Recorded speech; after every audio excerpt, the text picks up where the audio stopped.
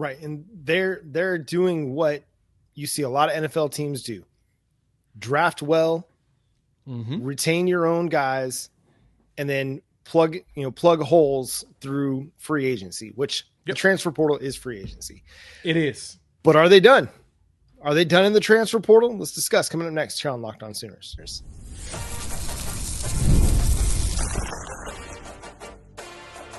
You are Locked On Sooners, your daily podcast on the Oklahoma Sooners. Part of the Locked On Podcast Network, your team every day. Thanks again for making Locked On Sooners your first listen every single day. Shout out to all the everydayers out there. Tune in and subscribe to the show wherever you get your podcasts. We're part of the Locked On Podcast Network, your team every day. Jay, are the Oklahoma Sooners done in the transfer portal? I'm going to say no. We still have a few spots where we need to kind of fill. I know that one big name that's been floating around is Owen Wafle.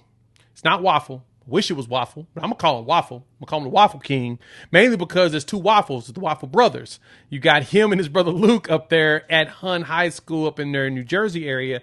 But I know that the Sooners are pushing for another defensive lineman. If you get a guy like Owen, who was a freshman at Michigan, redshirt, he didn't play a snap last season.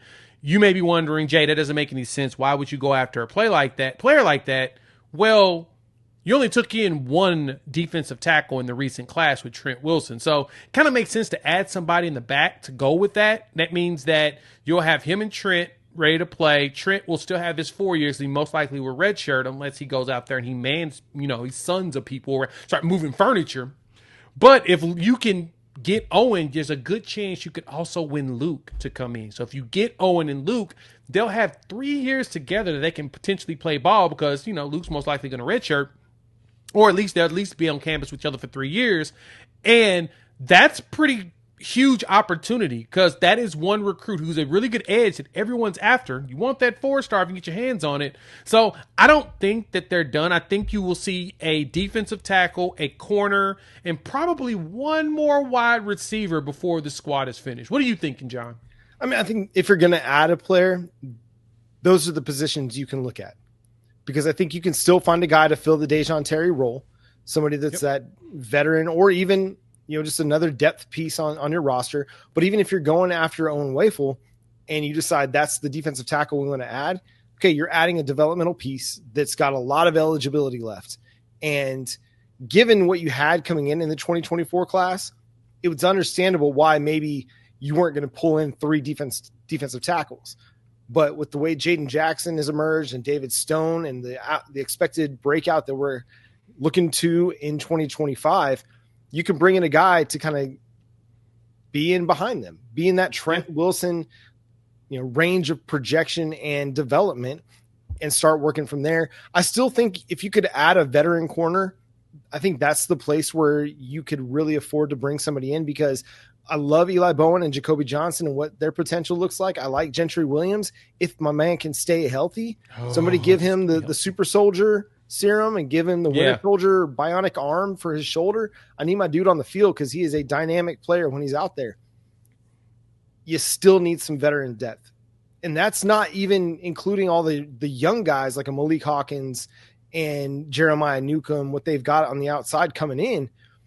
I think you could afford to bring in somebody that's got a lot of experience, somebody that's played 500-600 snaps in the 2024 season that's in the portal that can help supplement what those guys are doing. Because, yes, you want to develop your own. Eli Bowen, he's got a lot of game to him.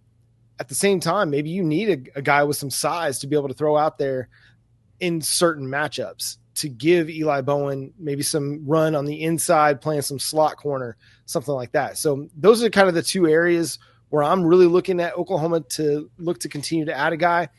If they want to bring in another wide receiver, I wouldn't hate it. At the same time, I like the group that they've got on campus right now and in-house between the transfer portal additions, the guys that are coming back from last year, and the guys they brought in the recruiting class. I think wide receiver looks pretty good. You just got to develop these guys and see what comes to fruition in spring ball and fall camp as to who's going to be your top 3, because aside from Deion Burks, you don't really have any answers. But if you can get Deion Burks out there and he can stay healthy, if Jaden Gibson gets ramped up, sometime by conference play, Yeah. I can get him back for conference play, I'll feel great.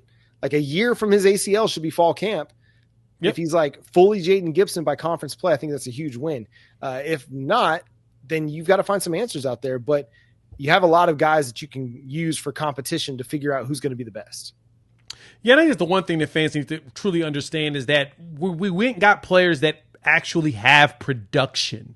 So you're not bringing in dudes that, you think it's kind of cool to have. No, you're bringing in guys that actually have produced on the football field, and knock on wood, haven't been dealing with injuries like we've been dealing with. And so most of the guys that have left have been people that have dealt with some sort of injuries, 1, 2, or 3. And so now you're just going to go out there and hopefully have a whole bunch of guys that not only put up production, but ready to continue to do that. So with John Mateer coming out there, he's got a lot of new faces to chunk the ball to. He should be on campus this weekend and in preparation for winter workouts. And hopefully him and the guys are going out there throwing the ball around and, getting some good old catches going, building some good old chemistry. But I do think the Sooners will probably go get one more wide receiver. I'm kind of hoping we kick the tires on the old one that we used to have committed that ended up going to JUCO. Maybe we go after him again. I don't know, but I would love for us to pick up one more wide receiver with size. I want us to get one more corner with some size. I want another Kanai Walker size corner, 6'2", 6'3" guy that also has some speed in preparation for these big wide receivers we're going to see. Because, I love the way that Eli Bowen was defending Ryan Williams, but Ryan Williams is Ryan Williams. You're probably going to need another person on top to bracket that situation just in case. You're also going to see a guy like Cam Coleman who's super fast. You're going to see Nick Anderson again, once you go up against LSU, if he's healthy whenever you get around to that game. So since that's the case, you want to make sure that you have a bigger corner to go with it. But the good thing is some of the young guys coming in's got some size, with Cortland Guillory. He comes out there with a nice enough size to be able to cause some problems. So I'm not truly concerned. I would like a veteran corner, though, to prepare us for next year. Yeah, because you have veterans at every other spot. At linebacker, safety, defensive line. You just need a little bit of veteran insurance on the outside. I think you've got it everywhere else on the roster. Quarterback, running back, offensive line, tight end. Yes, you maybe don't feel as ecstatic about the tight end position, but it's like we've talked about at a lot of these spots, who Oklahoma's brought in. None of these guys are progress stoppers. None of these guys are guaranteed starts. They're competition for the guys that you've got in-house. But if you can add some competition from a veteran perspective at cornerback, I think that's where it makes the most sense. Yeah. The Oklahoma Sooners are going to be getting going on the 2026 recruiting cycle, 27, 28. They're trying to get ahead of steam now, but they'll really start gearing up on 2026 over the next few weeks. What are we looking at? Where do they need to add some guys? We'll discuss coming up next here on Locked On Sooners.